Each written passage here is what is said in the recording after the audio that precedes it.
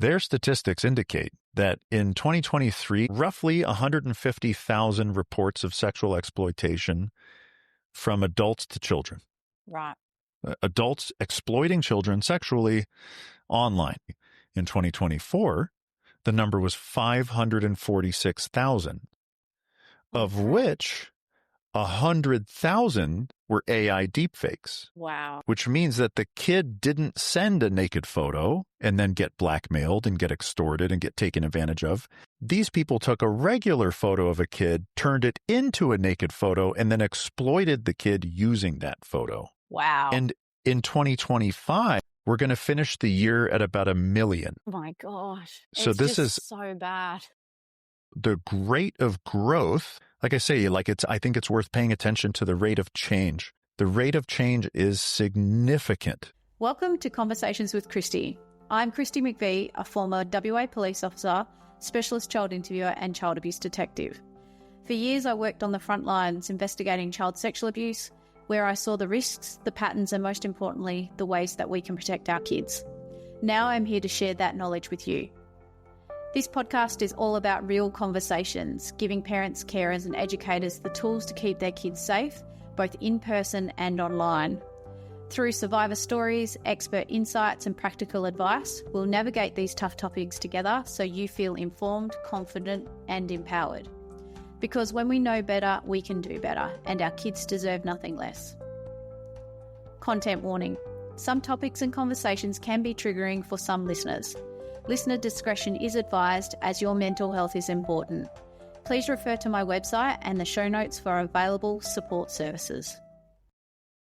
Hello and welcome back to the Conversations with Kristi podcast. I'm so excited today because I am with Ben Gillenwater all the way over in the US. And I hope I said that right, Ben, because I tell you what, sometimes our Australian accent is really interesting and we say things very different to how they're meant to be pronounced. But I'm with Ben and I reached out to Ben via TikTok because I love everything that Ben's putting out there in the socials about protecting kids. He's the family IT guy. And I can't wait to hear how you have become the family IT guy, really. So let's get straight into, talking about really your background and how you became the family IT guy. Yeah, thanks for having me on, Kristi. I'm excited to talk with you. Yeah, I've been a tech guy for 30 years. I'm an IT expert, a cybersecurity expert, and I have spent most of my career protecting corporate systems and protecting government systems. And now I protect families and family systems, and I help parents understand how to keep their kids safe online.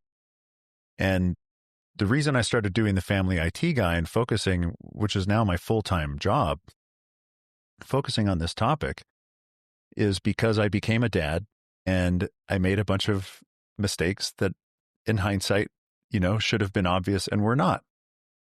And so if I'm an expert at computer systems and then I gave my kid an iPad, I gave my kid YouTube, I did all the things that, were not smart in hindsight, but I had all the parental controls turned on, but they turned out to be not smart decisions. Exposed my kid to sexually inappropriate content, exposed my kid to things that gave him nightmares for years, exposed him to addictive mechanisms. The iPad itself was like outwardly addicting him, and he was behaving in ways that you would see an addict behave towards something. And so I learned from those things and made adjustments, took the iPad away, long story short, took away YouTube and eventually took away the whole iPad. And some of my consulting clients and friends and colleagues would come to me and ask me for advice. What should they do with their kids? And it really got me thinking, like, at first I thought, well, let me help you implement technology. Let's use tech to manage tech, which you can in some ways do that, but that's not actually the correct and complete answer. And so the more I thought about it, the more complicated I noticed that, or I found that it became. And so if it's hard for me as a tech expert, I'm like, well, then it must be really hard for people that are not tech experts. And so I took on the challenge of sharing my knowledge and my experiences and my research with parents on the internet. And I've been doing it since the beginning of 2024. Wow, almost coming up on 2 years now. And it's It's really wonderful. I'm really grateful I get to do this. I make videos and share things with people and get a lot of positive feedback that people are able to make positive changes as a result. And it's pretty wonderful. I think that's amazing, but I can totally relate. I can totally relate to your story. The detective, the police officer giving an iPad, letting my daughter have YouTube, like the whole thing, battling the whole, addiction, the issues, and then having to wind it back and go, actually, I stuffed up here and I shouldn't have given this to you. And we don't know what we don't know, right? Yeah. And I was that person as well. I kind of fell into my role in what I'm doing because everyone was always coming to me going, Kristi, what do I do? What do I do? So it's kind of like similar pathways in a way that that happened. And you're so right. Like, you can't tech your way out of this. We really do need hands-on parenting to help with this situation. And I always think about my own parenting and stuff like that. If we had someone like yourself to say that, like to give it calmly, and that's what I love about your social media is that it is very calm. It is not like you're not hyping people up. You're not giving them, for want of a better word, bullshit advice. You're just giving them calm direction, and that's all parents really want.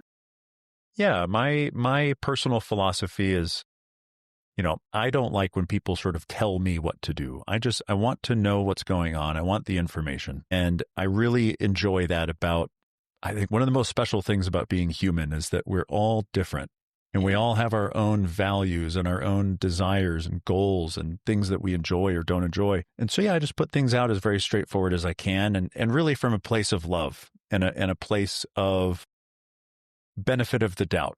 And from a place of understanding that as a dad, now that I'm, I became a dad later in life, I get it finally. If I did this as a younger man, I would probably come at it from the wrong approach, and find it easier to accidentally pass judgment.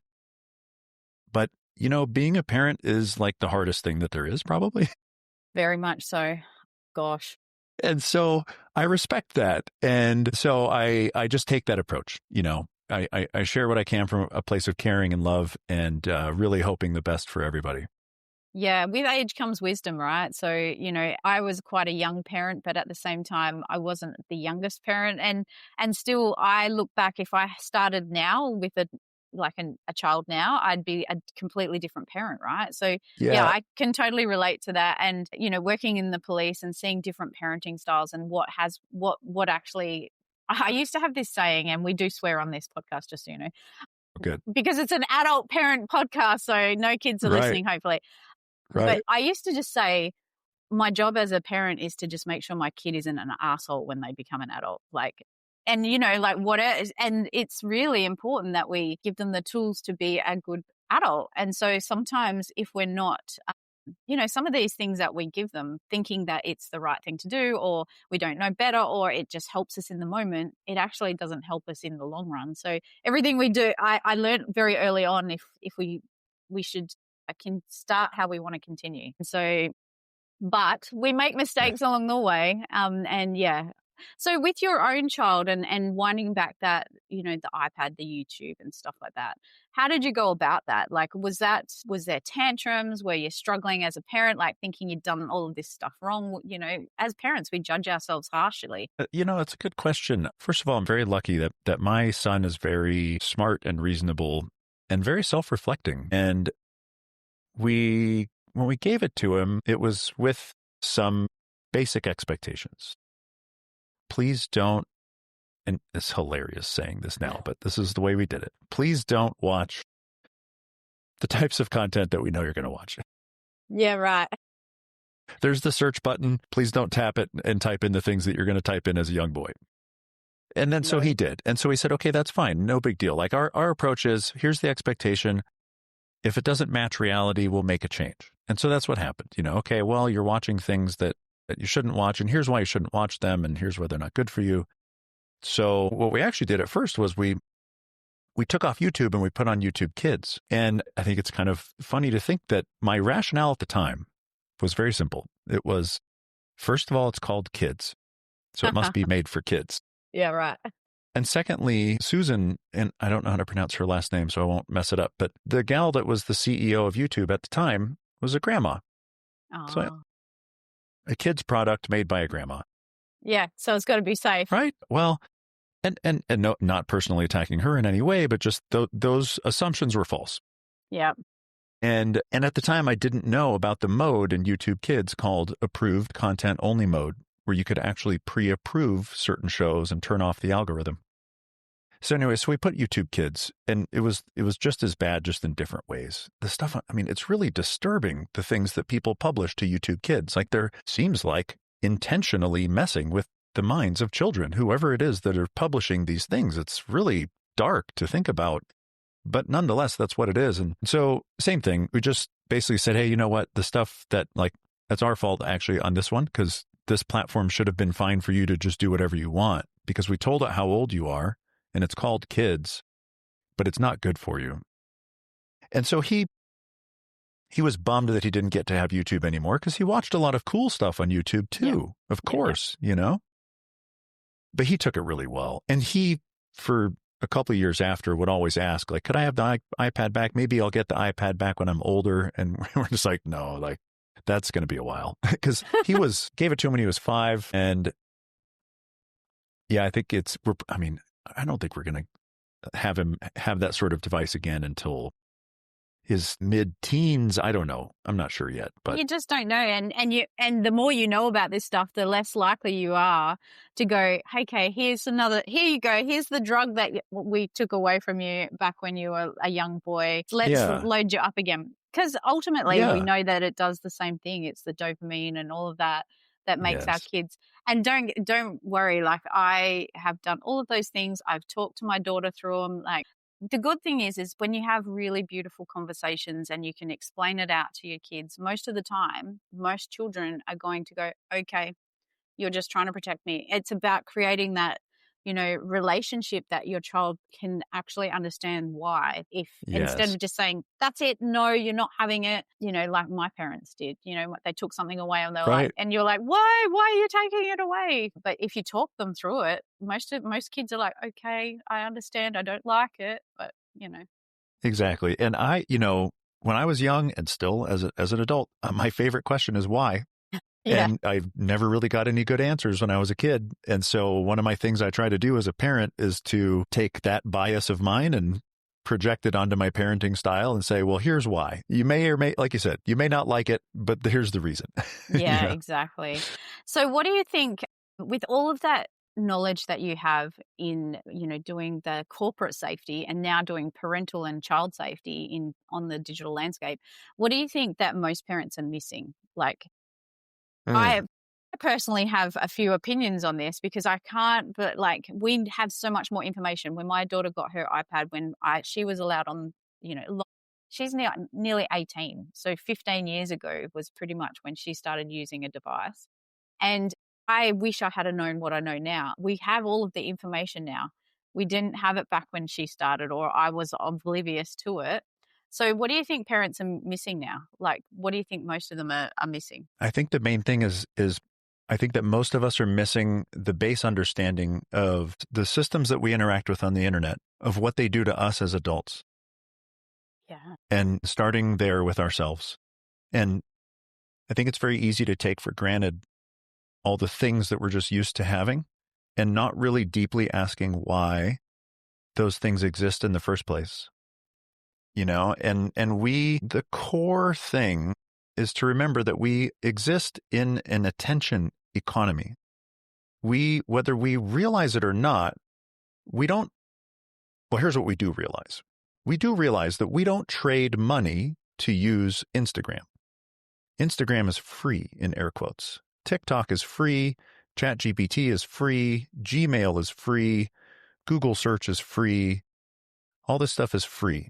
Well, nothing's free. There's always a trade. So the trade is our attention and effectively our privacy. But if we just focus on attention is one of our core currencies as humans. And so I think that one of the powerful things of being an adult is you get to make explicit trades as you wish. For example, If I say, I know that I'm going to trade 4 hours of my time and attention today in exchange for the entertainment, dopamine drip, news, sort of fake social connection that I get on Instagram. That's great. That's fine. Because if you're intentionally making that trade, then I think that's great. So I think the trouble is that it's easily taken for granted. That are we intentionally trading our attention? And when we give or have our attention taken, that means that the trade includes not spending our attention elsewhere. So for example, that means that I'll just use 4 hours a day as an easy number because that's one that many people can relate to. If you look at the screen time stats on your phone, you might see 4 hours of Instagram. That's a common one, and really no shame. Like this is, we're all there's 5 billion of us on social media that have all fallen into the same trap. And so those 4 hours are 4 hours that you can't get back, that you didn't spend on yourself, that you didn't spend on your spouse, and that you didn't spend on your kids, right? And that's the deep, harsh reality. And so I think that's the core thing of what are we not realizing as parents, as adults? It's being very, very conscious of what are we trading for these things that seem free. Yeah. And there's a lot more underneath there. Oh, I know. There's a whole bunch of stuff of, are you being manipulated as a result of using these systems? Which the answer is yes. But, that's a whole nother conversation. We could spend 45 minutes just talking about that. All that stuff aside, are you intentionally making the trade with one of your most valuable currencies? And when you do that, your kids are watching. They know that screen is between you and them. That's right? That's a hard hitting. Yeah. I as I say this, I feel this in my body of because I intend no judgment when I say these things. I say these things because I've done them myself. I do them myself. This morning, I woke up. I typically wake up before my son does, and I make coffee. And while the machine's warming up, I actually don't use social media. I don't consume social media, but I do have to check the comments because I like to reply to people, as many as I can. And so I do open my social media apps and look through them for the comments every morning while I make coffee. And one thing I try to do my best is that when I hear my son's bedroom door open, I put the phone down so that when he comes out, I'm there, right? And he doesn't get used to I never want him to hesitate to say hi or to come give me a hug because it looks like I'm busy or it looks like I'm doing something that's more important than he is. Yeah. Yep.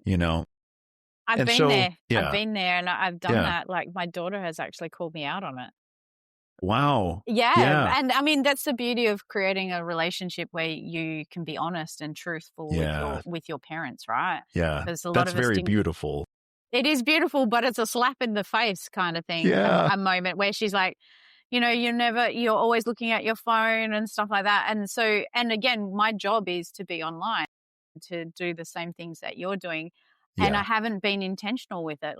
There is, I think the other thing that you're pointing out to me as you're speaking, I'm thinking we entered into this social media world, this connected space of being able to talk to anyone anywhere. But we went in with basically blind, and we thought that we were connecting with others and it was all for the benefit of us, and didn't realize what's happening underneath. And we're only just starting to really get the depth of how toxic it is, because Australia is banning under 16s or delaying under 16s for having social media access. Not sure how that's going to go in a month's time, but right. And so we just didn't know. The horse bolted. We thought that we were doing this great thing, and it turned into the poison apple, basically.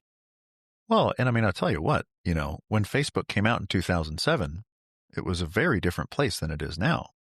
And so it's almost like getting the rug pulled out from under you, but so slowly that you don't even know that it's gone. Exactly. Right? So it started off as a place where you really did see a time-based non-algorithmic feed of the people that you knew. And there was no underlying mechanism to track everything you did and do all this stuff because they hadn't turned on the advertising business yet. Now, they knew they were going to. That was the plan from the beginning. Same thing with Google.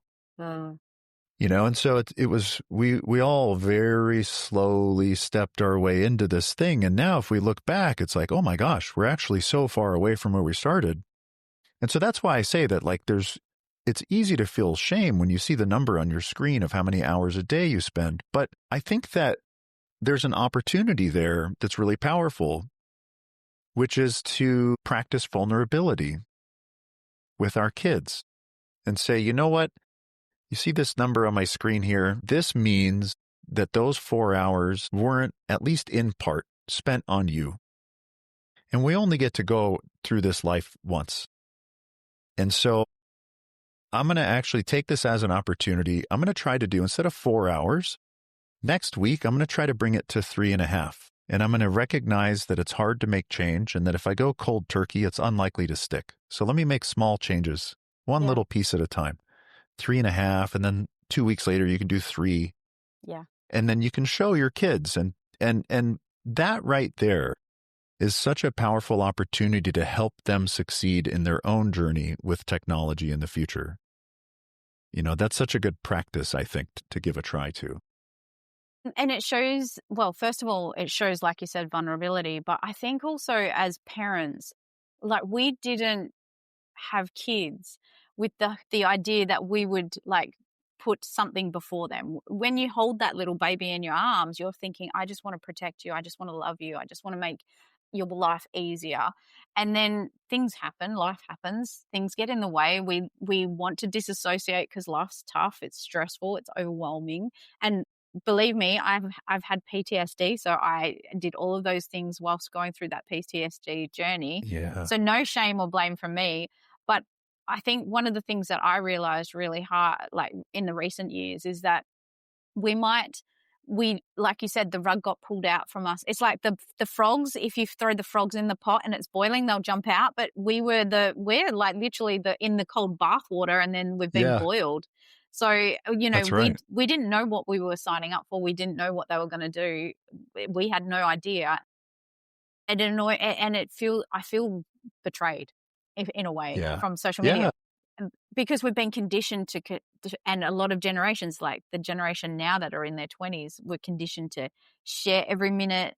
They basically, everything's shown online. That they're showing their perfect reel of every moment's amazing, but not feeling amazing in themselves. It's just that we've been conditioned, and I say that to parents all the time. We've been conditioned to share our kids, share our lives, be online as much as possible, because if we're not online, then are we really living? Right. Yeah, absolutely. These systems that we use are made by the world's best addiction experts. Yes. The neuroscientists and behavioral analysts that literally work side by side with the software engineers that write TikTok and Instagram and Facebook and ChatGPT and Google and all this stuff. These are the best in the world at addiction. And so, of course, we fall into the trap. And to add to it, nobody knows how to do this. This has never existed before. This is, in the last 15 years or so, give or take, parenting got a new category added to it, right? So, human parenting was the same for all of time.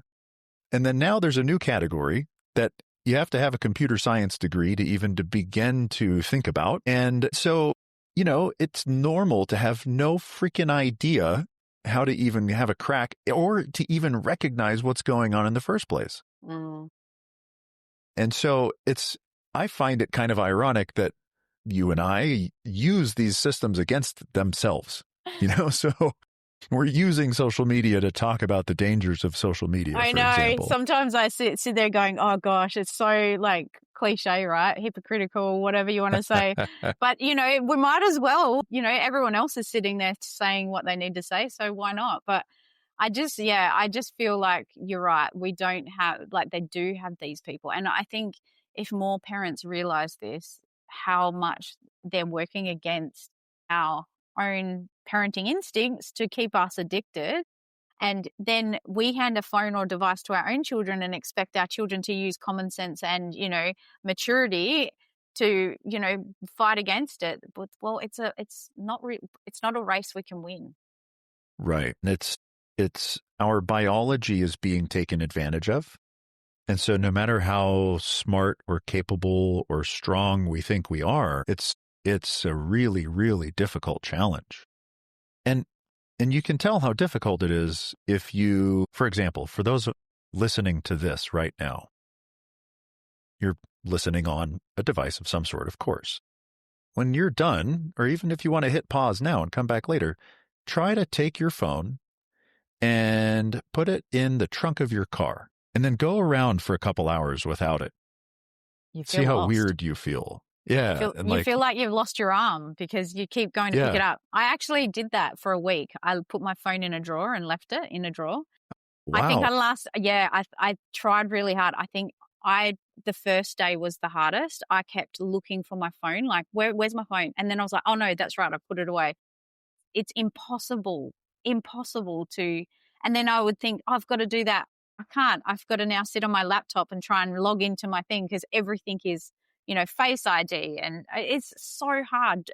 I would recommend parents do it, even just for a day, to see what their kids are dealing with if we take something away, so that we can help transition out of it. Yeah. Like the transition out of, having a device, like having it ripped away from you. I mean, that's what's going to happen with kids, in a couple of weeks' time in Australia. Some under 16s are going to lose their accounts overnight. And I think that we'll see kids really struggle if they don't have something to replace that. They'll just install a VPN, say that they're in a different country, register at a different age, and get right back on. True. Very true. There's a lot of people and kids already talking about doing that, and they're very vocal about it. And, I said when this was first proposed, and it's not something I was meant to talk about today, but when this social media ban was first proposed, I actually said on the media, on radio and on TV, that this generation isn't the one that's going to actually benefit from it. It's the generations coming up from here. If it is maintained and they stay the path with it, then it's going to be the next generation under who hasn't yet even seen a device or hasn't been born yet. That's the generation that will benefit. So we can't, and same with I say this all the time, it's not the generation now, because this generation's kind of the horse is bolted, the gate's open. It's happened and kids know what they're missing out on. They're going to be upset about it. It's the next generation. If a parent's concerned, so you've done a lot of research, what you've already spoken about, kids on VPNs and stuff like that. But if a parent was concerned about their child, because one of the things that I promote is that if you give your child a device, it is your device until they're paying the bills. So for me, and I have a lot of parents push back, they're like, where's their privacy? You need to respect their privacy. I'm like, no, this child is my child to protect until they turn 18.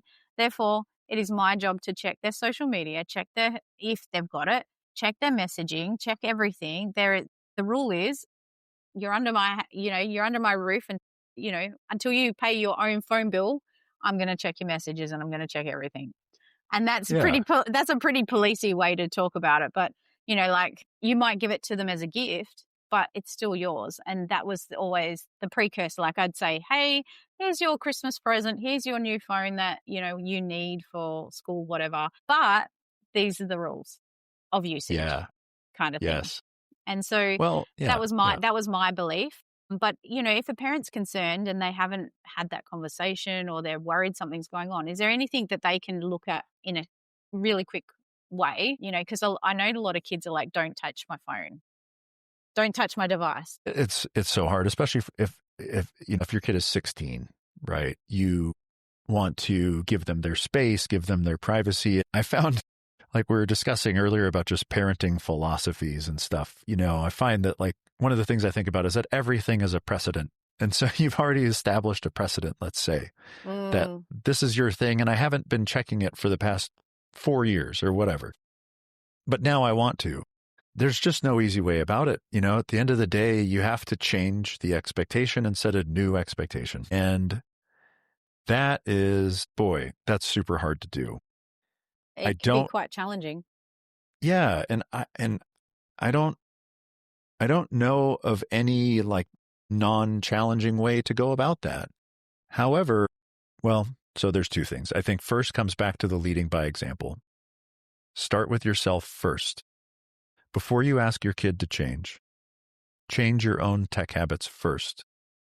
Tell them you're making a change. Tell them why. Show them you're making the change. Demonstrate the fact that you can do it. If you can, and you can, right? At the end of the day, just technically speaking, because I know, again, it's not easy. It's hard. But I like the idea that we control our tech and that our tech does not control us. Now, is that true all the time? Sometimes it seems like it's the other way around. And in fact, for many people, because of the state of affairs, it is actually like sometimes people are being controlled by their tech. But at the end of the day, you can take that control back. You can choose to make the hard decision and put that phone in the drawer and bear through like, wow, I really want to go get that thing out of the drawer. Yeah. But first, the parent has to lead by example. And then you can say, okay, I've done it. It's been a month. Wow, look at the changes. I want this for you too.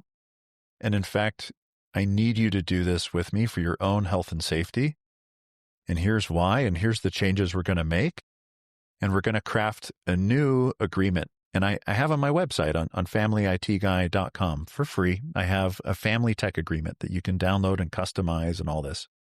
And you set the expectations. These are the new expectations. These are the expectations I have of myself because the family tech agreement is for all of us. And so we're going to change the way that we view social media. We're going to, for example, charge our phones in the common area of the home and never bring our devices into the bedrooms or bathrooms. That's a big one. It's a huge, like that one right there is so big. And really just, it's demonstrating the behaviors you want to see. I think that's the core of it. Now, could you demonstrate them and fix up your own stuff and then a month in, 6 weeks in, come back and say, okay, kids, it's time for you to change, and then you still have the fight? Absolutely. Of course. Are they going to just be like, oh, you're right, let's do it? No. But again, also make the changes bite-sized. Maybe help them titrate down. Maybe if they have half a dozen apps that they shouldn't have, find a way to transition, okay, you message your friends over here. We're going to have to figure out a way to transition that to an app that actually respects your privacy and doesn't have addictive algorithms built into it.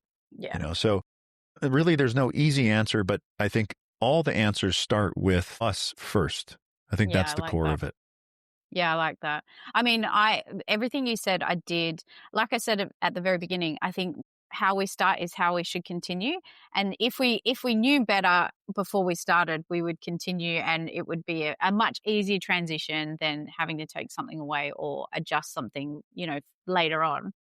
Yeah. But yeah, I had those conversations with my own daughter at times. Like I would say to her, and I would, I also think it's really important if we're learning something, we help share it with our kids. Like, oh, did you know that, all of our apps are listening to us basically because they want to put ads to us. Like, did you know that, have you ever noticed, because this is how I was talking to my daughter, like, have you ever noticed that, you might be talking about something and next you've got an ad on TikTok or on Instagram for it, have you, like, here's my screen. Oh my gosh, look how much I've spent on, on social media. What's yours like? And my daughter actually has, and she goes on her own tech cleanses, I think she calls them, her tech cleanse. Yeah. And it's because we had these conversations. She's better at this than me. Like she and her I don't know, she thinks that like she spends time with her boyfriend. I can't get hold of her. And I'm like, where are you? I have to message her boyfriend. And she's like, oh, I'm being present with my boyfriend. I'm not on my phone. Amazing. I know. Wow. I don't know how she did it. Like, honestly, no, I did talk to her a lot about these things. And I mean, she's neurodivergent as well. So she can be very, focused on different things, but she's very good at it. And her time online is way less than mine, which is really, nice job. which is, it's all her. Like she's done this herself and we did have, Sundays no one was allowed to touch their phones. It was in a drawer and we talked about it. We did everything you said. We put our phones, they were all charged in a public area in the home, no bedrooms or bathrooms, all the things you said. And she's now, and she wasn't allowed social media until a certain age. I mean, if I had have had my time again, I would have pushed it back more.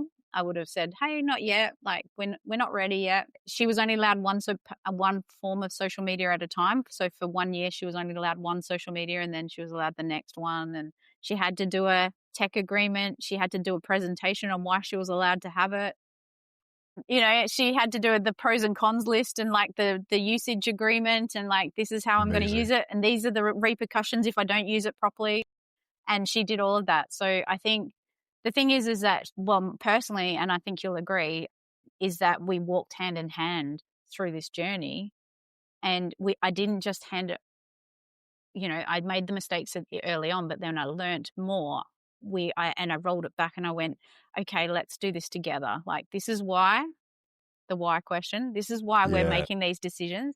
This is why we don't play this game and that app, and we're not doing this until you're 13, or we're not doing that till then. And she didn't like it at the time, but she says thank you now.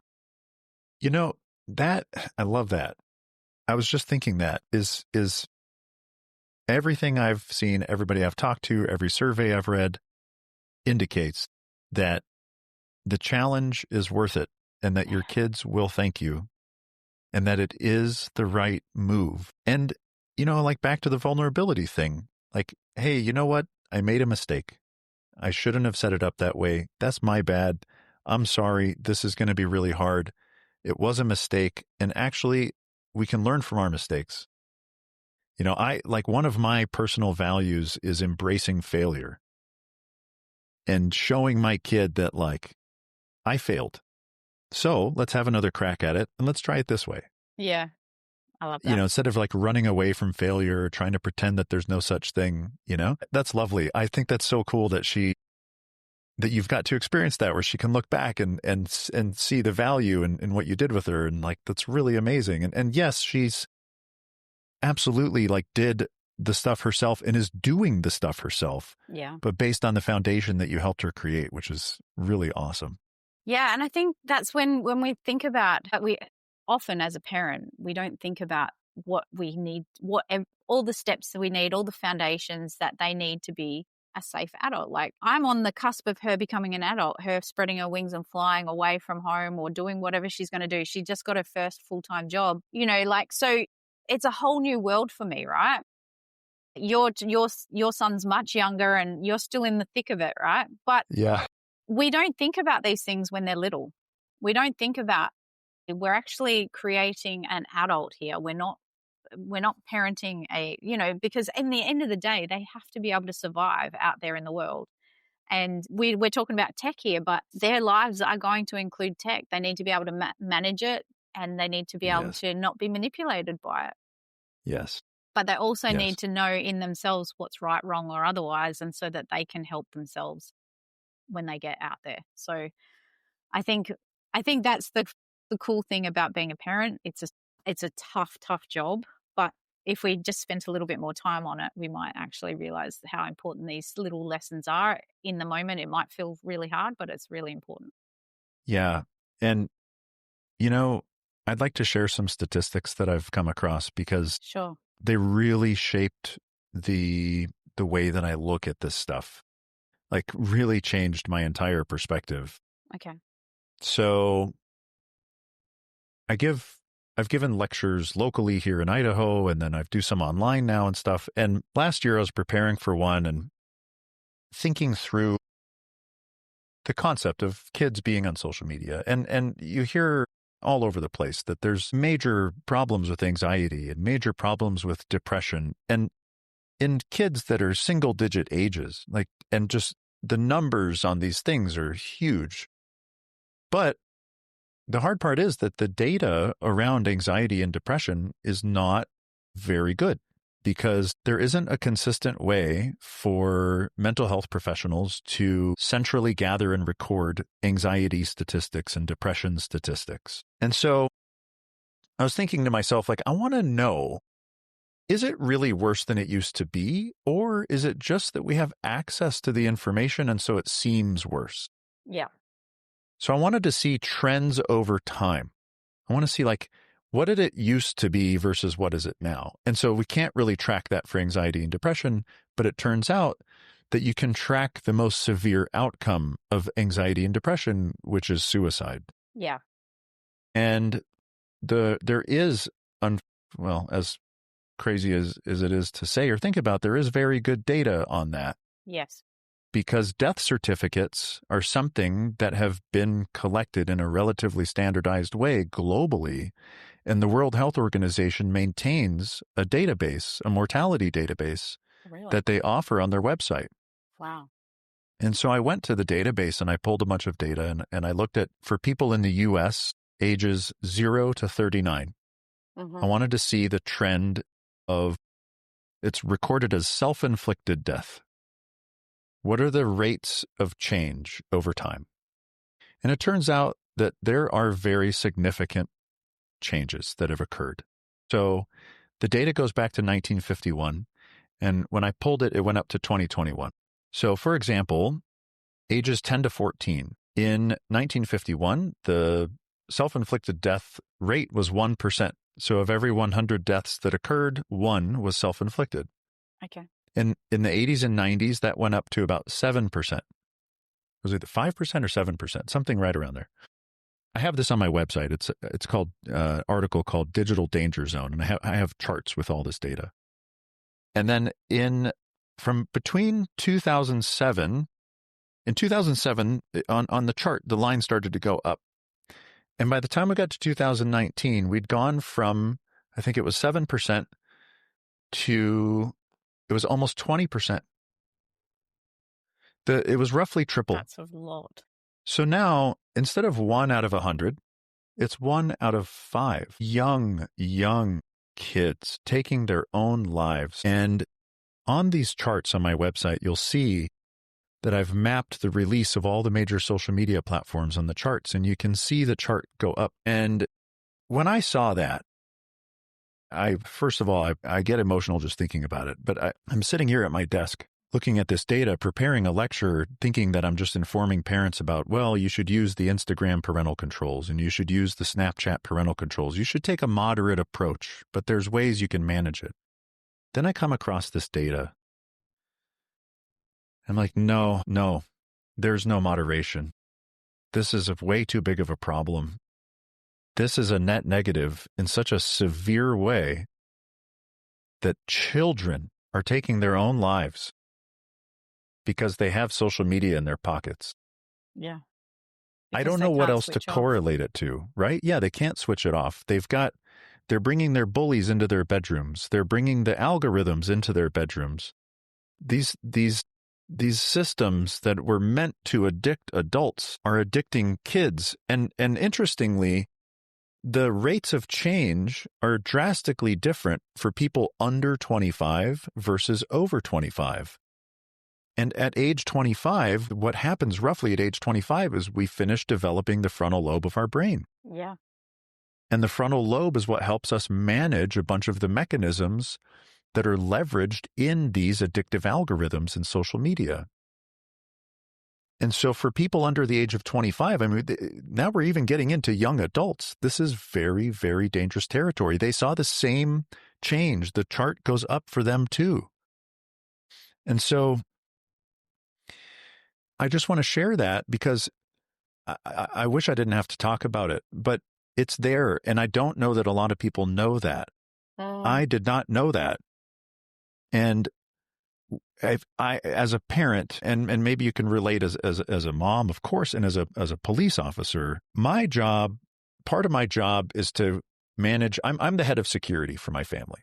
Yeah. Right. And security, in order to affect security, you have to know what the risks are.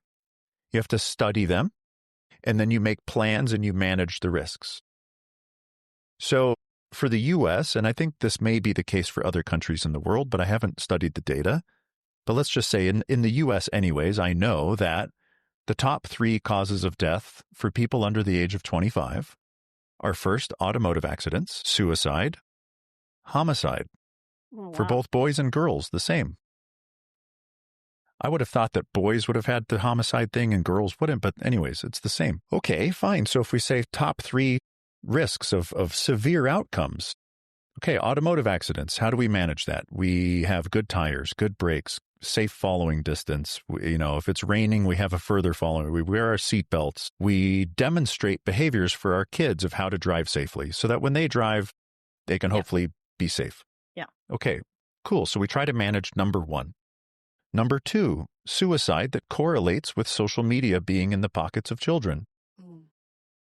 Don't put social media in the pockets of children. Demonstrate and lead by example of how to control your tech and not let it control you. And then homicide is, weapons safety and making sure that kids don't have access to dangerous weapons on their own and that they have training if they do have access and whatever, right? So I just wanted to share that because it's a very significant, and I don't see it talked about anywhere. I've never heard anybody else talk about it. I kind of stumbled upon this data, and I think it's worth considering.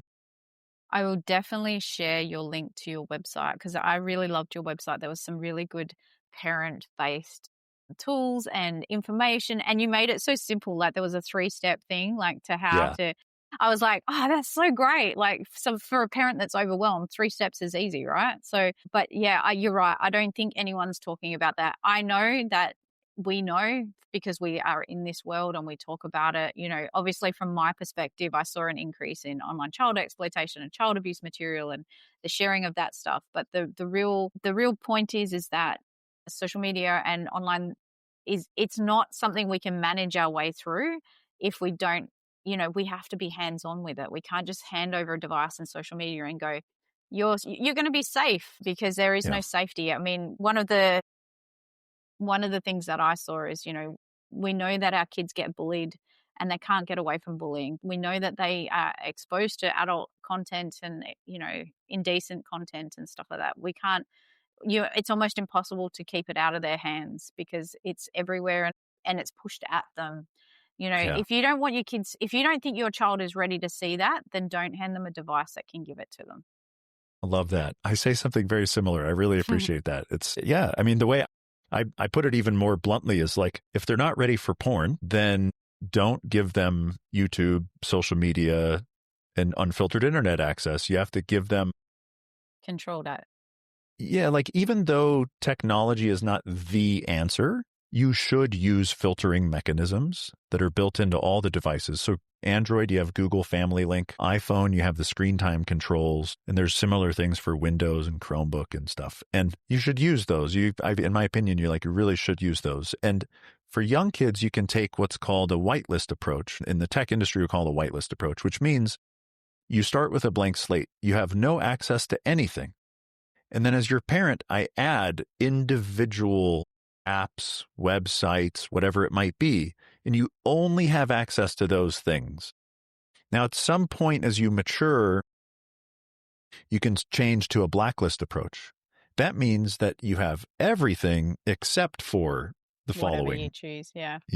I like that. I like that idea a lot. And that's why I think parents are going to like the Bark phone, or we don't have that in Australia, but, like the old flip phones where they don't have access to the internet, or my daughter had a Space Talk watch, which was like literally all she could do was text. Like she would, very minimal amounts of information, and she could call me. That's how she started with a device. And then, I basically blocked everything, and she was only allowed certain things with whatever I decided. And a lot of the things were not appropriate. So, but it's only through my work that I was able to work that out. And it's only through my knowledge of working in these spaces that I was like, wow, if I hadn't have seen it, I probably wouldn't have known, and I would have done what most parents do, is think that it's safe. Absolutely. Absolutely. And in fact, I'm going to change my website soon, because although I've got it set into 3 of these pillars, I've actually now boiled it further down to 2. That's and good. So because I think really this simple is good, like if you can, the fewer things to think about, the better. And so we've covered the first one. That's the algorithms. And algorithm is a technical term, but I call it anything with a bottomless feed. If you scroll and it never stops, that's a red flag. That correlates to the suicide statistics. It correlates to all the mental health problems. The second problem is online chat. Yes. That ties directly into your work. And the statistics are also really, really bad. In the U.S., there's a group that the federal government funds that's called the National Center for Missing and Exploited Children. NCMEC. Yeah, great stuff. Really good work. They coordinate with the FBI and a bunch of police departments, and they actually have a service called the Take It Down service, and they'll work with the big tech companies to get your photos removed if somebody has shared photos of you. Their statistics indicate that in 2023, and I'm trying to remember the exact number, roughly 150,000 reports of sexual exploitation from adults to children. Right. Adults exploiting children sexually online. Roughly 150,000 reports in 2023. In 2024, the number was 546,000, of which 100,000 were AI deepfakes. Wow. Which means that the kid didn't send a naked photo and then get blackmailed and get extorted and get taken advantage of. These people took a regular photo of a kid, turned it into a naked photo, and then exploited the kid using that photo. Wow. And in 2025, we're going to finish the year at about 1 million. Oh my gosh. So It's this just is so bad. the rate of growth. Like I say, I think it's worth paying attention to the rate of change. The rate of change is significant. And so that's why those are the two problems to focus on: addictive algorithms, aka bottomless feeds, social media, and anonymous online chat. And the anonymous online chat that's the chat function in the games. That's the DM, the direct message function in the social media apps. Yep. That's what that is. And that is where the folks that you used to arrest, might go and try to find kids in person. Yes. Now, speaking of VPNs, they go on a VPN, they register on Roblox, they register on Instagram, they register on Snapchat, and they're doing like a full scale. Some of them are automated. There's even entire criminal networks now. So most of the world's gangs, like organized criminal networks, do this for blackmail, for financial purposes. They'll blackmail kids in exchange for money. Yeah. And we've got a lot of that happening here. Yeah, and it's really, the stuff that I've learned is just terrible, but we have to know about it. It's to the effect that some of these networks have women, attractive looking women, and they're probably not even doing it by choice, but I don't know, standing in front of green screens that will get on a video call with a teenage boy and say, yeah, I am an attractive girl. This is real. Yeah. Here's a naked photo of me. Go ahead and send one back. Yeah. Every teenage, who's not going to fall for that? That's your biology is meant to react to that.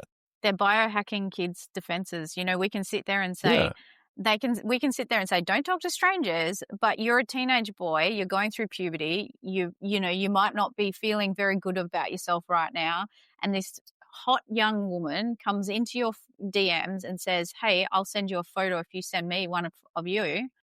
I mean, literally, they've got, I don't know any boy who wouldn't. I mean, yeah, and so that's why it happens so much.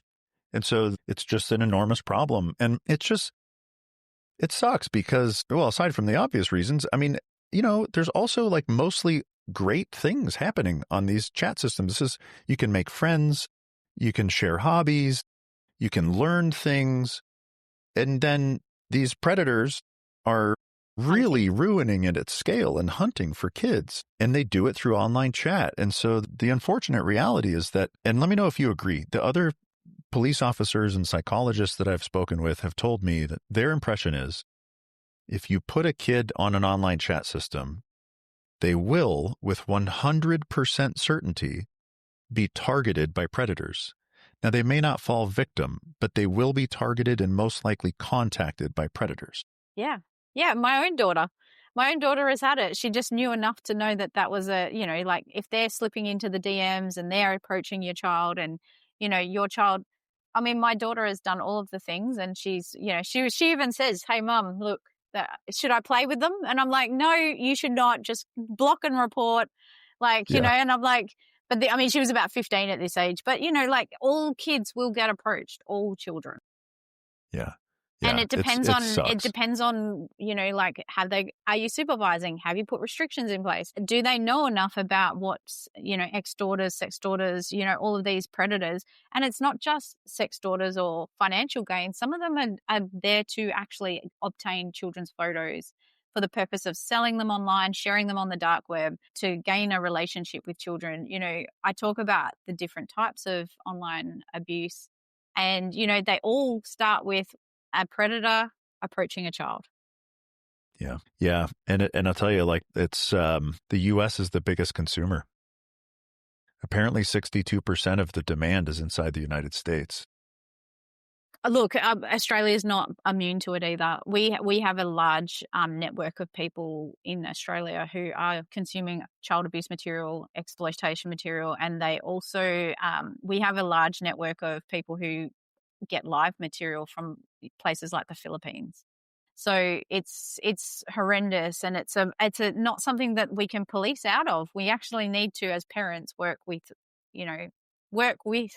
police and work with these systems. It's not about, and I get so many, I made a comment about Roblox on my social media that it's not for kids. And, like I've played Roblox because that was what my job was, like, to sit and learn about it, right?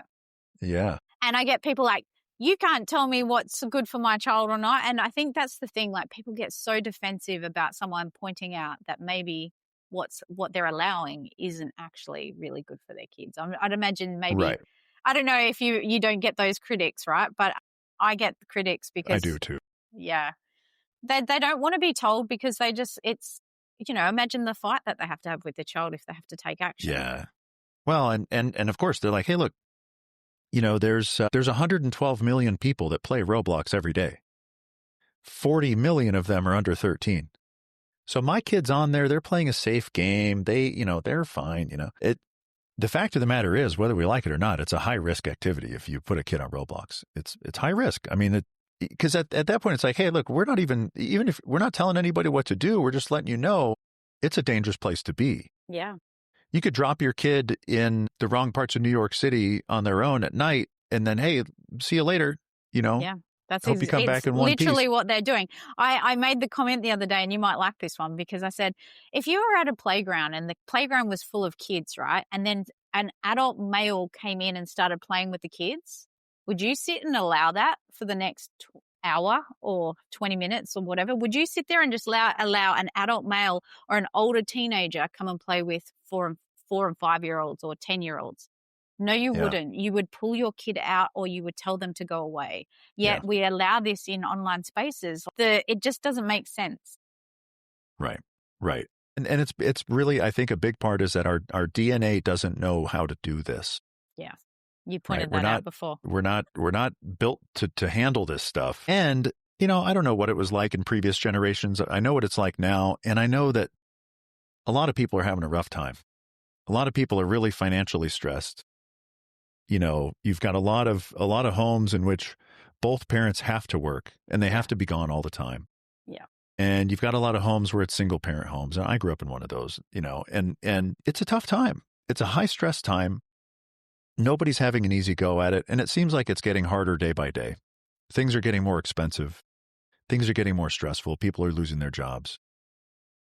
And it's like, now we got to worry about all this. I know. I know. I have a lot of parents say the same thing. Like, they're just like, well, it's just too much to deal with, too much to do. So I guess to finish up and wrap up, what would you, to try and balance all of this out? You're a parent, you're struggling, right? And you don't know what to do. You know that it's not great, and you're just trying to make it work. Is there any key things that you think parents should focus on?